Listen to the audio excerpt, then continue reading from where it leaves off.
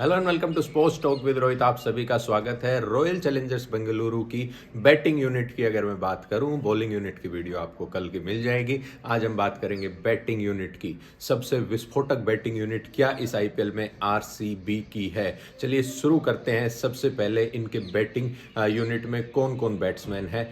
King Kohli आपको नजर आएंगे, the greatest of all time. 8,000 से ऊपर रन विराट कोहली के। पिछला आईपीएल सीजन 165 की स्ट्राइक रेट से और काफ़ी ज़्यादा रन बना डाले थे। खैर अब वो T20 इंटरनेशनल नहीं खेलते, लेकिन विराट की तो जितनी बात करें उतना थोड़ा है। हम बात करेंगे जो नई बाई है, जी हाँ बिल्कुल, हम बात करेंगे फिल साल्ट की। ये लोग गए जोस बटलर के भी पीछे, लेकिन इनको मिला फिल सोल्ट, क्योंकि जोस बटलर थोड़े से ओवर प्राइज्ड हो गए थे। फिल सोल्ट इनको मिल गया कम प्राइस में, 10.5 सीआर के आसपास, 10.75 सीआर के आसपास इनको फिल सोल्ट मिल गया। अब फिल सोल्ट के अंदर वो क्या खूबी है कि वो बनाते हैं इस लाइनअप को सबसे विस्फोटक।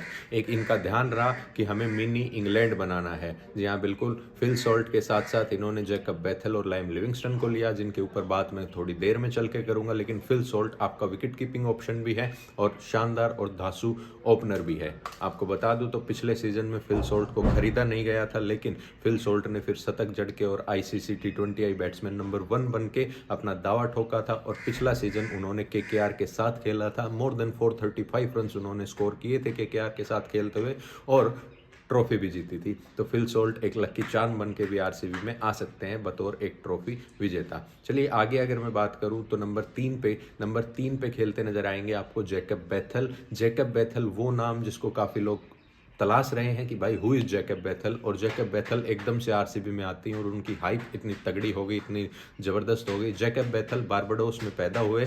जैकब बेथल और फिल साल्ट दोनों बारबाडोस की पैदाइश है, लेकिन खेलते इंग्लैंड के लिए हैं। तो जैकब बेथल की अगर मैं बात करूं तो जैकब बेथल मोर देन 170 का स्ट्राइक रेट रखते हैं और अभी तो टेस्ट में भी डेब्यू किया। और अपनी लास्ट टेस्ट इनिंग जो मैं बात करूं तो वहां पे जो है ना नॉट आउट 50 करके और उन्होंने अपनी टीम को भी जीत हासिल दिलाई।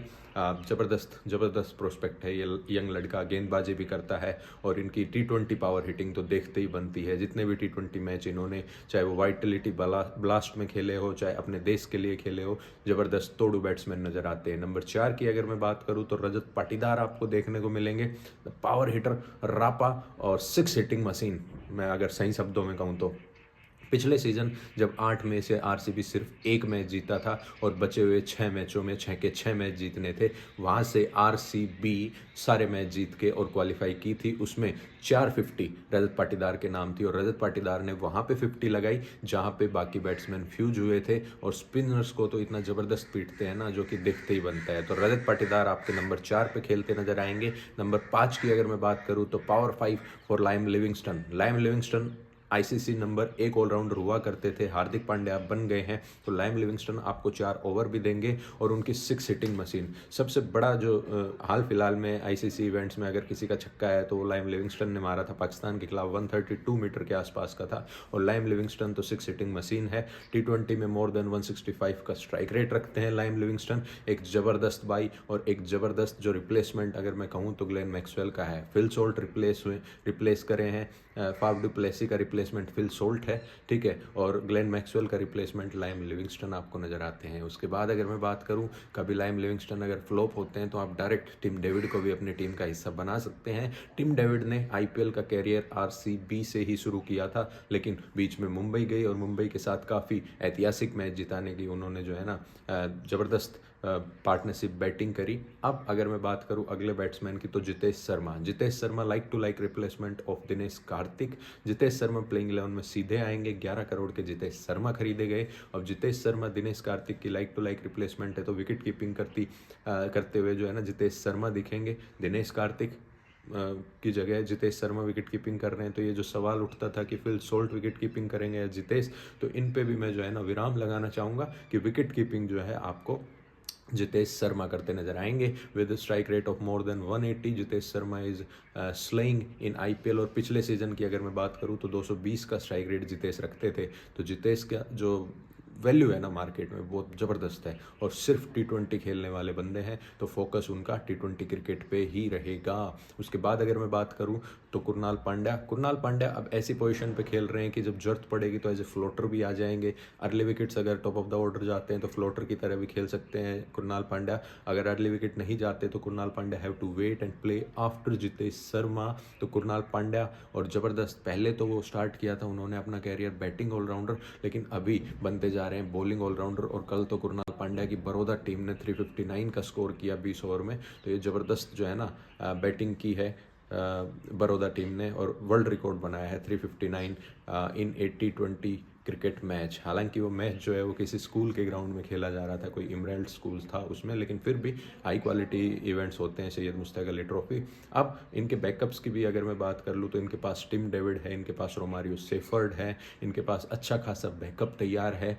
कई एक और बात पे मैं जो है ना वो गौर देना चाहूँगा कि कई लोग कल कह रहे थे जब हमने बॉलिंग यूनिट की बात की कि भाई जोस हेजलवुड ने अब तक एक भी मैच जो है वो चिन्ना स्वामी पे नहीं खेला है।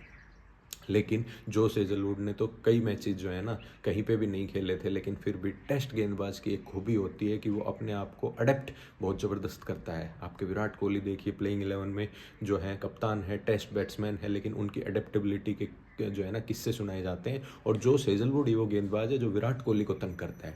तो ये कॉन्सेप्ट आप अपने दिमाग में क्लियर रखिए कि जो विराट कोहली को तंग करेगा वो आरसीबी में कभी ना कभी खेलेगा। जोस हेजलवुड तंग करते थे, खेले।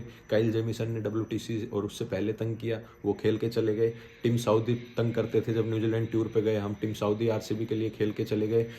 भुवनेश्वर कुमार बढ़िया लोगों को परेशान करते हैं, और जब आरसीबी के खिलाफ खेलते थे तो वो भी तंग करते थे, वो भी अब आरसीबी का हिस्सा बने हैं। तो ये विराट को जो तंग करेगा ना वो आरसीबी का हिस्सा कभी ना कभी बनेगा, क्योंकि नंबर 1 बैट्समैन है और उनके खिलाफ अगर कोई नहीं चलता तो वो ज़बरदस्त जो है ना आरसीबी में आएंगे ही आएंगे। तो जो हेजलवुड भले ही चिन्ना स्वामी नहीं खेल रहे हो, लेकिन फिर भी अब तक जो खेल रहे हैं वो ज़बरदस्त खेल रहे हैं। चलिए, तो ये था batting analysis, batting unit analysis of RCB. Bowling unit analysis हमने कल डाला था, और बॉलिंग यूनिट की भी अगर मैं बात कर लूँ तो बैकअप्स काफ़ी सारे हैं। नुआन तुषारा है, अगर जो हेजलवुड कभी नहीं चलते या इंजरी होती है, पहले आते हैं बाद में आते हैं, तो we have Nuwan Thushara in place, ठीक है। और ये भी नहीं होते हैं तो लुंगी एनगिडी 1 करोड़ के बेस प्राइस पे उनको मैं स्टील मानूंगा। वो भी लिए हैं, क्यों? क्योंकि आरसीबी के अंदर कई प्लेयर्स ऐसे आए हैं जो बेस प्राइस पे आए हैं और चमके हैं। चाहे वो डेविड विली 2 करोड़ के हों, उन्होंने भी अपना योगदान पूरा दिया है। चाहे वो एक बंदा और था ना यार पिछले साल, लोकी फर्गसन 2 करोड़ में, अल्जारी जोसेफ की जगह, तो वो भी चमका है। तो ये एनालिसिस जो है ना ये हमने आरसीबी का किया है, और इस टीम में मुझे कोई भी जो है ना दिक्कत नज़र नहीं आती। फिनिशर्स के तौर पे लाइम लिविंगस्टन आपको नज़र आ रहे हैं, टिम डेविड भी इनके पास है, रोमारियो शेफर्ड भी इनके पास है, जितेश शर्मा भी इनके पास है, और भाई कुणाल पांड्या भी एज ए फ्लोटर यूज़ होते हैं या नीचे आते हैं तो वो भी इनके पास है। तो धासु इनके फिनिशर्स भी हैं। तो आरसीबी में इस साल तो मुझे कोई कमी लग नहीं रही। मेरे हिसाब से इनकी बैटिंग यूनिट को भी मैं देना चाहूँगा 9 out of 10, bowling unit 8.5 out of 10। आप भी इस टीम को रेट करिएगा, कमेंट सेक्शन में कमेंट करके बताइएगा कि आपकी प्लेइंग 11 क्या होगी। बने रहें, जुड़े रहें स्पोर्ट्स टॉक विद रोहित के साथ। Do like, share and subscribe, और सब्सक्राइब के बाद भाई भूले नहीं वो जो बेल आइकन है ना उसको भी दबाएं। बाय बाय, टेक केयर, नमस्कार।